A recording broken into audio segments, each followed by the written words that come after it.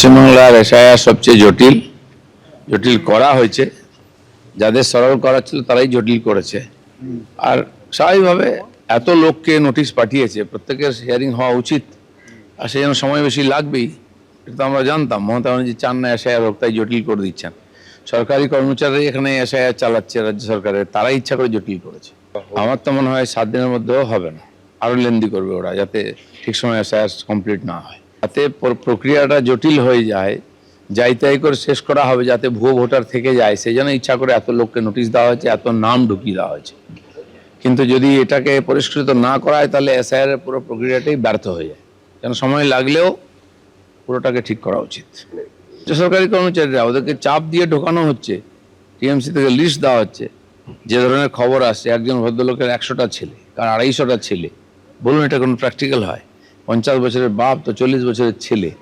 এই অসঙ্গতির জন্যই তো লোকে কমপ্লেন করতে গেছে। সে কমপ্লেনটা যাতে না হয়, এগুলো ছাঁটাই না হয়, তার জন্যই লম্বা করে জটিল করে দেওয়া হচ্ছে প্রক্রিয়াকে, যাতে যেন তেমন প্রক্রিয়া শেষ হয়ে যায় এবং এই ভুয়ো ভোটাররা থেকে যায়। আমি 7-8টা ডিও থেকে পেয়েছি কি সব জায়গায় কাজ কমপ্লিট হয়নি, কিছু জায়গায় হিয়ারিং কমপ্লিট হয়নি, কিছু জায়গা আপলোডিং অফ ডকুমেন্টস কমপ্লিট হয়নি। এটা নিয়ে যেটা লাস্ট ডেট ছিল 7 তারিখ, আজকে ছিল, ওটা আমি 7 দিন এক্সটেনশন চেয়েছি, 14 তারিখ পর্যন্ত টাইম চেয়েছি। বিভৎস লাইন, হয়রানি, সকাল থেকে লোক দাঁড়িয়ে এটা প্রহসনে পরিণত করে দিয়েছে, গণতন্ত্র নিয়ে প্রহসনে পরিণত করে দিয়েছে বিজেপি এবং তার দলদাস নির্বাচন কমিশন।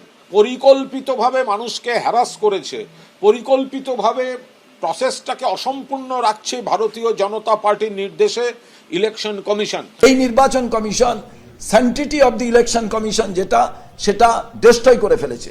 আগামী 9 তারিখ আমরা মিছিল করে নির্বাচন কমিশনে যাব, একটা কথা জিজ্ঞেস করার জন্য, লজিক্যাল ডিসক্রিপেন্সির নামে, হিয়ারিং এর নামে হয়রানি বন্ধ হোক। এসআইআর নিয়ে রাজ্য রাজনীতিতে তোলপাড়ের মধ্যেই শনিবার ছিল শুনানির প্রক্রিয়ার শেষ দিন। আর এদিনই এসআইআর শুনানির সময়সীমা 7 থেকে 14 ফেব্রুয়ারি আরও 7 দিন বাড়ানোর জন্য জাতীয় নির্বাচন কমিশনের কাছে আর্জি জানালেন রাজ্যের মুখ্য নির্বাচনী আধিকারিক মনোজ কুমার আগরওয়াল। আমি 7-8টা ডিও থেকে পেয়েছি কি সব জায়গায় কাজ কমপ্লিট হয়নি, কিছু জায়গায় হিয়ারিং কমপ্লিট হয়নি, কিছু জায়গা আপলোডিং অফ ডকুমেন্টস কমপ্লিট হয়নি। এটা নিয়ে যেটা লাস্ট ডেট ছিল 7 তারিখ, আজকে ছিল, ওটা আমি 7 দিন এক্সটেনশন চেয়েছি, 14 তারিখ পর্যন্ত টাইম চেয়েছি। ফলে 14 ফেব্রুয়ারি চূড়ান্ত ভোটার তালিকা কার্যত প্রকাশিত হচ্ছে না। গত বছরের শেষ দিকে প্রথমে আনম্যাপড ভোটারদের দিয়ে শুরু হয় এসআইআর এর শুনানি। এরপর ধাপে ধাপে লজিক্যাল ডিসক্রিপেন্সির তালিকা থাকা ভোটারদের শুনানিতে ডাকে কমিশন। মাঝে কেটে গিয়েছে 43টি দিন। এরই মধ্যে শুনানির সময়সীমা বাড়ানোর আবেদন জানিয়ে সিইওকে চিঠি দেন দক্ষিণ 24 পরগনার জেলা নির্বাচনী আধিকারিক। সূত্রের দাবি, দক্ষিণ 24 পরগনা ছাড়াও উত্তর কলকাতার 4টি বিধানসভা কেন্দ্র, মালদা ও কার্শিয়ানির ডিওদের তরফেও শুনানির সময়সীমা বাড়ানোর আবেদন করা হয়েছে। এই নির্বাচন commission sanctity of the election commission যেটা, সেটা ডিস্ট্রয় করে ফেলেছে। আগামী 9 তারিখ আমরা মিছিল করে নির্বাচন কমিশনে যাব, একটা কথা জিজ্ঞেস করার জন্য, লজিক্যাল ডিসক্রিপেন্সির নামে, হিয়ারিং এর নামে হয়রানি বন্ধ হোক। এবং আমরা 15 দিন আরো সময় বৃদ্ধির জন্য আমরা বলেছি। সূত্রের খবর, দক্ষিণ 24 পরগনার মেটিয়াবুরুজ বিধানসভা কেন্দ্রে এখনও প্রায় 25,000 ভোটারের শুনানি বাকি রয়েছে। মগরাহাট পশ্চিম কেন্দ্রে এই সংখ্যাটা প্রায় 14,000-এর বেশি। বেহালা পশ্চিম বিধানসভা কেন্দ্রে 16,282 জনের শুনানি বাকি রয়েছে। ক্যানিং পূর্ব বিধানসভা কেন্দ্রে শুনানি শেষ হলেও নথি আপলোড বাকি। কসবা বিধানসভা কেন্দ্রের তরফে আবার নথি আপলোডের জন্য সময় চাওয়া হয়েছে। বিভৎস লাইন, হয়রানি, সকাল থেকে লোক দাঁড়িয়ে এটা প্রহসনে পরিণত করে দিয়েছে, গণতন্ত্র নিয়ে প্রহসনে পরিণত করে দিয়েছে বিজেপি এবং তার দলদাস নির্বাচন কমিশন। পরিকল্পিতভাবে মানুষকে হ্যারাস করেছে, পরিকল্পিতভাবে প্রসেসটাকে অসম্পূর্ণ রাখছে ভারতীয় জনতা পার্টির নির্দেশে ইলেকশন কমিশন। এটা নির্বাচন কমিশনের বিষয়, আমরা কি বলবো? আমরা তো পার্টিসিপেট করেছি। তার নির্বাচন কমিশনকে আমরা টাইম টু টাইম জানিয়েছি। লিস্ট বেরোলে পরে আমরা বুঝতে পারবো।